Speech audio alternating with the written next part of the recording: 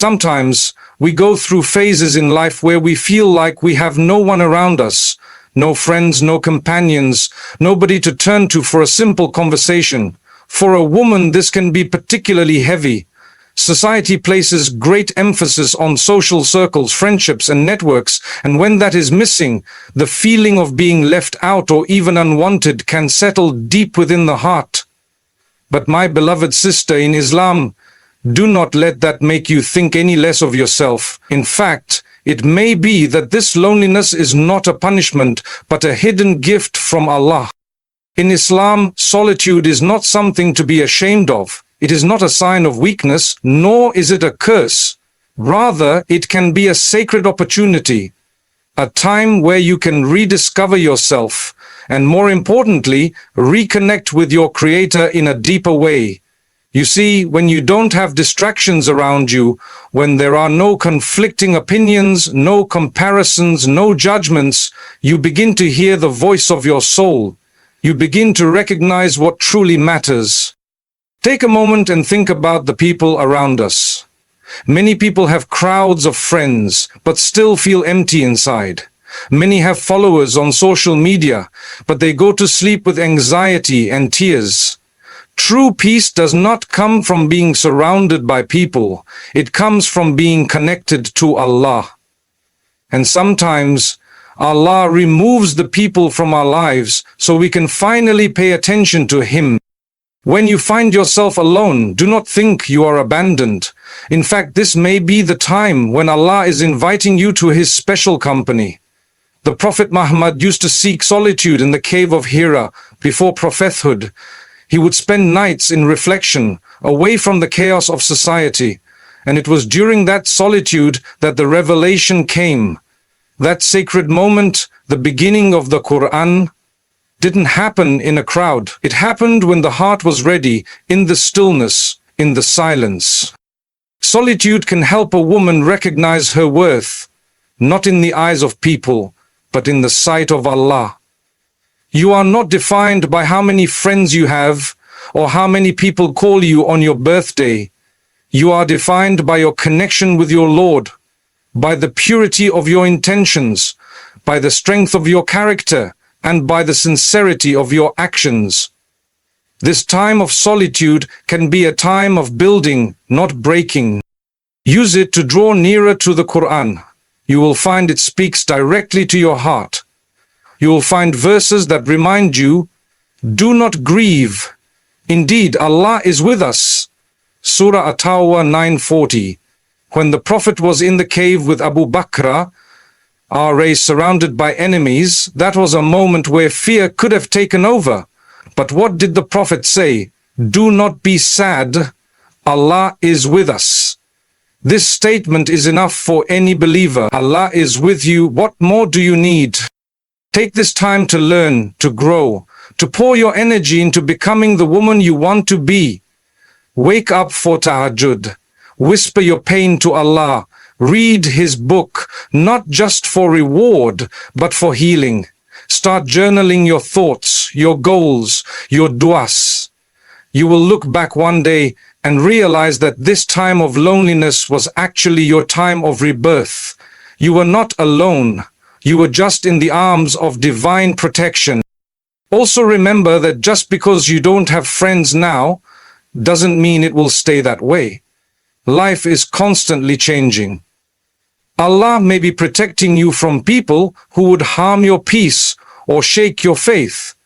And when the time is right, He will send those who match your values, who uplift your iman, and who remind you of Jannah. Until then, be patient and trust that Allah is enough. My sister, the woman who walks alone with Allah is stronger than the one who walks with a crowd without direction. So hold your head high, smile, even in solitude, and know that this phase of your life, though it may feel lonely, is part of your journey to becoming closer to the one who never leaves. When we think of women who went through immense trials yet remained steadfast, one of the greatest examples in the Quran is Maryam, peace be upon her. Her story is one of solitude, strength, and complete reliance upon Allah. For any woman who feels isolated or without friends, her life is a powerful reminder that being alone does not mean being abandoned. In fact, sometimes being alone is exactly when Allah honors you the most. Maryam was chosen by Allah above all the women of the world. The Quran says, "And when the angels said, 'O Mary, indeed Allah has chosen you and purified you, and chosen you above the women of the worlds,'" Surah Al-Imran 342, this was not just an honor, it was a divine appointment. But with this honor came tests that she had to face largely on her own. And it is through these tests that we learn how solitude, when embraced with faith, can become a path to elevation in the sight of Allah. Maryam was raised in a life of worship. Even as a young girl, she dedicated herself to the worship of Allah in the sanctuary, far from distractions. Imagine that.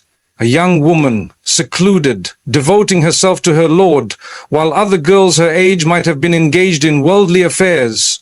She wasn't surrounded by a large group of companions. She wasn't the center of social circles, but she was at peace in the company of Allah. Then came her greatest trial, when she conceived Isa, without any man touching her. This was a miracle, but also a test of patience and dignity. She withdrew even further from the people during this time, alone, young, pregnant, and bearing the weight of a divine miracle. Who would understand her? Who would support her? No one. And yet, she didn't run to people, she ran to Allah. In Surah Maryam, Allah describes how she retreated to a remote place. When labor began, she was under a palm tree, overwhelmed and in pain. She cried out, "Oh, I wish I had died before this and was in oblivion, forgotten." Surah Maryam 19:23. Even the strongest feel weak sometimes. Even the most righteous have moments of fear and distress. But what happened next? Allah comforted her directly. He provided for her fresh dates from the tree and a stream of water. He reassured her heart. This is what happens when a believer, even in isolation, keeps their faith firm. Allah takes care of them in ways no human being can. So when you, as a woman, feel like no one understands you or that you are going through something completely alone, remember Maryam. Remember that some of the most beautiful souls in Islamic history were shaped in solitude. Their strength came not from having a crowd behind them, but from having Allah beside them. Maryam didn't spend her time wishing she had more friends. She spent her time in worship, in dhikr, and in submission. And through that, Allah gave her strength, honor, and a legacy that will last until the end of time. Her story is not about weakness, it's about power. Quiet power, the kind that comes from trusting Allah even when the world doesn't make sense. So if you find yourself without friends, know that you are not less than anyone else. You are not forgotten. Allah knows your name. Allah sees your tears. Allah hears the prayers you don't even have the words for. And if He could bring comfort to Maryam under the shade of a palm tree all alone, He can surely bring peace to your heart too. Take this time to turn inward. Seek knowledge. Build your connection with the Quran. Strengthen your character. Don't worry about being seen by people. Worry about being seen by Allah, because that is the true measure of success. Maryam didn't seek fame or attention.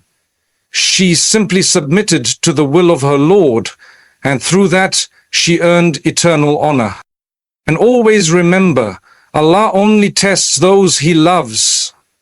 Solitude can be a space for transformation, for healing, for reconnecting with your true self, away from the noise of the world.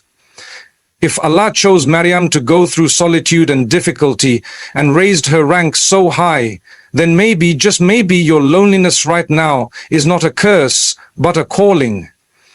A calling to rise, a calling to trust, a calling to grow closer to the one who never leaves. In today's world, the word friendship is used loosely. We call many people our friends, school friends, work friends, online friends, but how many of them are actually good for our hearts, our character, and most importantly, our faith? Islam does not emphasize having many friends. Rather, it teaches us to seek righteous company, people who remind us of Allah, who uplift our iman, and who walk with us toward goodness. This difference is crucial, especially for a woman who finds herself without friends and wonders if she is missing something essential. The truth is, not everyone who smiles at you has a pure heart. Not everyone who sits next to you in class or at work is meant to be part of your journey. And not everyone who calls themselves your friend is sincere. This is why the Prophet Muhammad warned us about the influence of companionship. He said, "A person is upon the religion of his close friend, so let one of you look at whom he befriends." Abu Dawood, Tirmidhi. This means the people closest to us shape our thoughts, our behavior, and even our akhirah. If you are not surrounded by righteous people, maybe that is Allah's mercy protecting you from harm that you cannot see right now.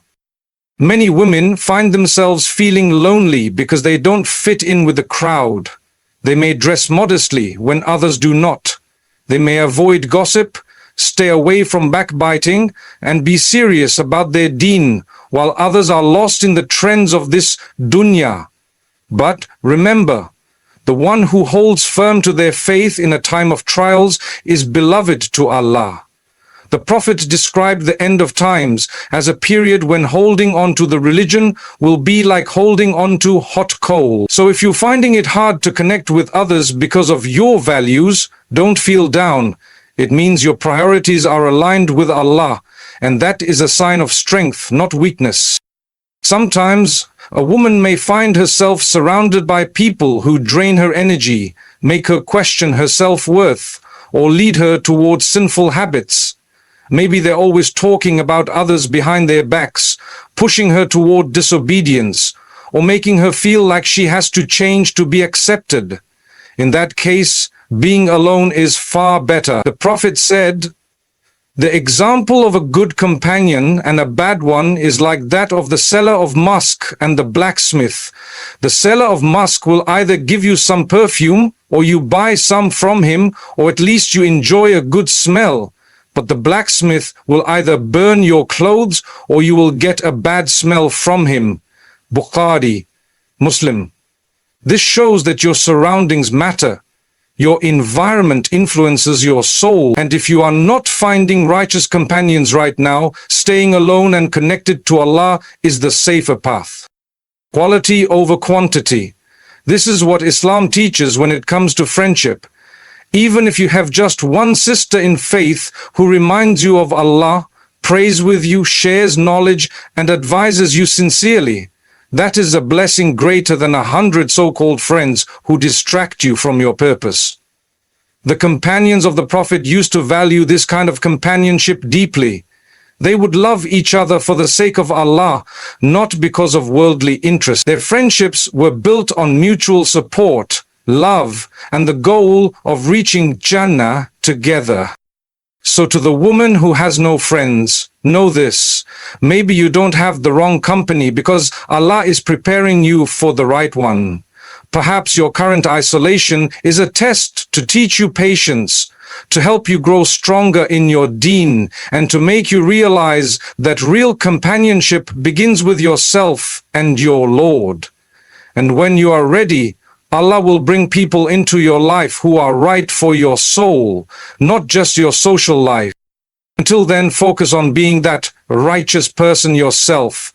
Read the Quran, learn the Sierra, join gatherings of knowledge when you can. Even if it's online, engage with content that increases your iman.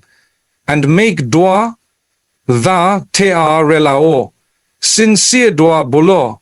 that Allah grants you righteous companions. The Prophet said, Dua is the weapon of the believer. Your loneliness today may be transformed by a single sincere supplication. So don't be ashamed of not having many friends. Be proud that you are protecting your soul from harmful influences. A woman who walks alone but remains upright is more honored in the sight of Allah than one who walks with many but forgets her values. Stay firm, stay hopeful, and trust that Allah is guiding your path, even in the silence. There is a beautiful comfort in knowing that even when the world turns its back on you, Allah never does.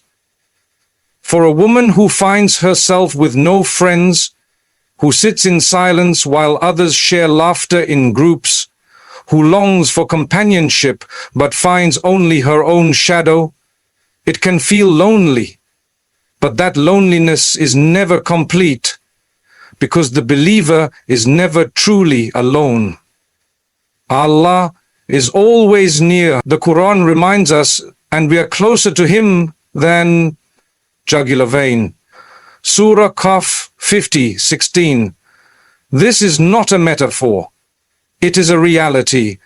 The one who created you is always close, even when everyone else feels far. When people aren't there to listen, Allah is. When there's no one to text, no one to meet for coffee, no one to understand what you're going through, Allah still understands. He knows what's in your heart before you speak it. He sees the tears you wipe away quietly. He hears the dua you whisper under your breath, and He never gets tired of hearing from you. In fact, the more you speak to Him, the more He loves you. Unlike people who get annoyed or distracted, Allah welcomes every single one of your prayers, your questions, your hopes. This is what makes turning to Allah such a powerful comfort.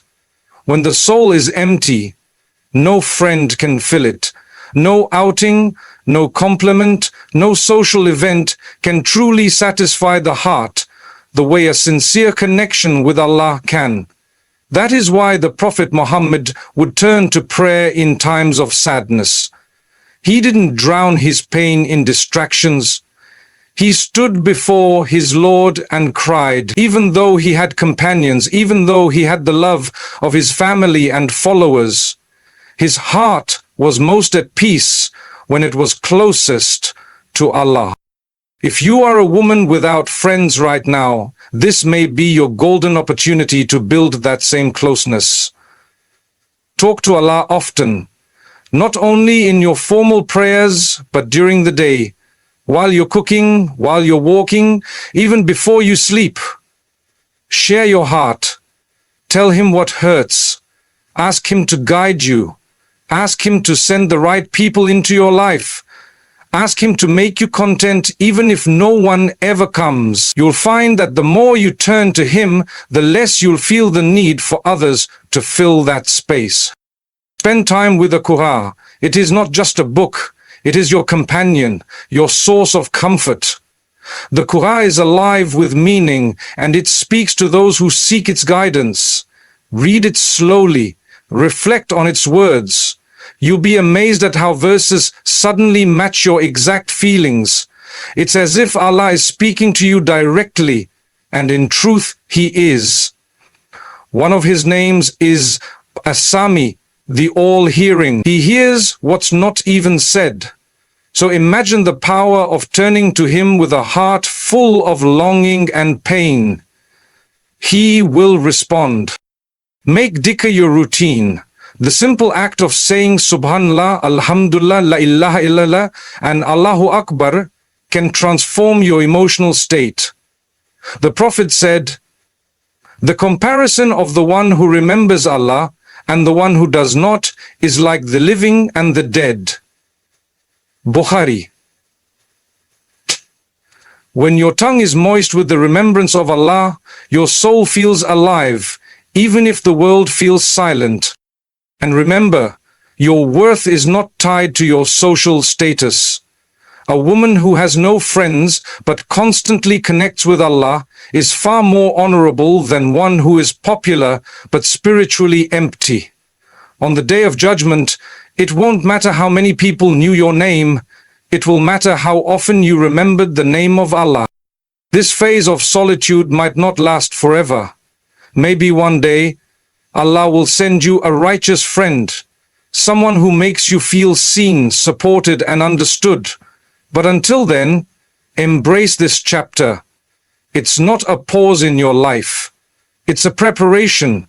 Perhaps Allah is strengthening your heart now, so you don't become dependent on people later.